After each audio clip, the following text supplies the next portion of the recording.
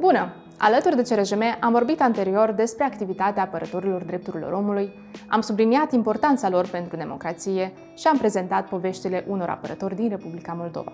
În acest video vă propunem să discutăm despre Raportorul Special al Organizației Națiunilor Unite pentru Apărătorii Drepturilor Omului.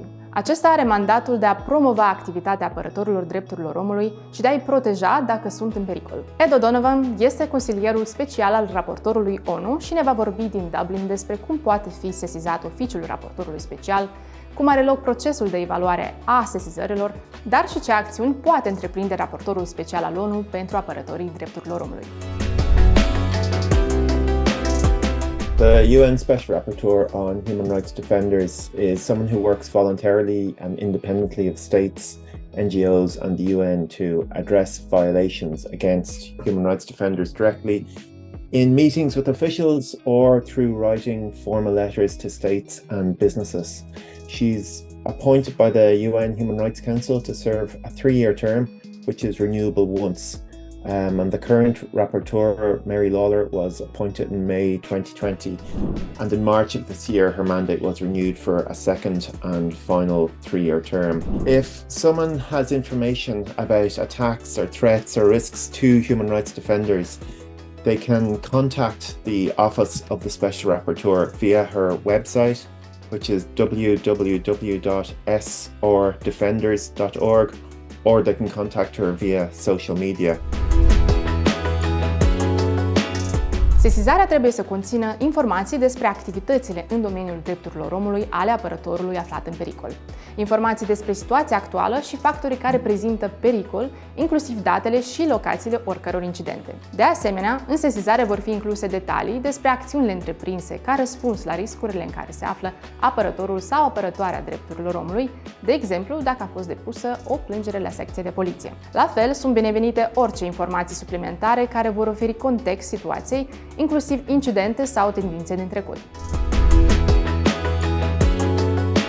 So after the office receives allegation of a violation of a human rights defender, the special rapporteur and the team examine the complaint, and if she decides to take action, she'll contact the person who submitted the complaint in order to obtain the consent of the human rights defender whose rights have been violated. So once she decides to take up a case, she or her team will draft a formal letter raising the allegations with the government concerned and asking them to answer a number of specific questions relating to the alleged violation.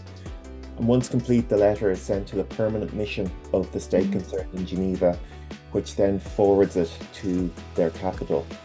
And at this stage, the process is confidential to allow the government time to examine and to respond to the allegations. But once 60 days pass, the letter is posted online in a publicly accessible database, and so is the government response. So in addition to the letters calling on the authorities to take action and prevent violations, she also has one-to-one engagement with authorities, either through the permanent missions of the states involved in Geneva, or directly with the capital of a state. And then finally, there's 2 thematic reports that she presents each year, one to the UN Human Rights Council and one to the UN General Assembly. Unul dintre cele mai recente documente ale Raportorului Special al ONU pentru Apărătorii Drepturilor Omului a fost publicat în martie 2023 și conține provocările, dar și principalele realizări ce vizează apărătorii drepturilor omului din ultimii 20 de ani din întreaga lume. The Special Rapporteur decided to focus her report to the UN Human Rights Council on successes achieved by human rights defenders during those past 25 years. Most of the time her reports focus on the violations against human rights defenders and the trends affecting them. So this time she wanted to focus more on the achievements that they had successfully managed. And she outlined 7 thematic areas where human rights defenders all over the world had secured notable wins. So these were in the fields of accessing justice, changing laws, protecting the vulnerable, surviving in hostile contexts, holding business accountable, and securing the release of unjustly detained prisoners. And the objective of the report was to re-emphasize that the work of human rights defenders is legitimate, it's effective, and it's for the common good. And so the next report in October of 2024 will be on the SDGs and the role human rights defenders play in achieving the SDGs. And it would be great to get civil society input from Moldova for that report, and the deadline for that will be likely at the end of June. Prieteni, dacă vi s-a părut util acest video, vă rugăm să apăsați butonul Distribuie pentru a ne ajuta să ajungem la cât mai multe persoane. Iar dacă doriți să vedeți printre primii produsele realizate de CRJM, apăsați pe butonul Subscribe. Ne puteți urmări pe pagina noastră web crjm.org, dar și pe rețelele de socializare.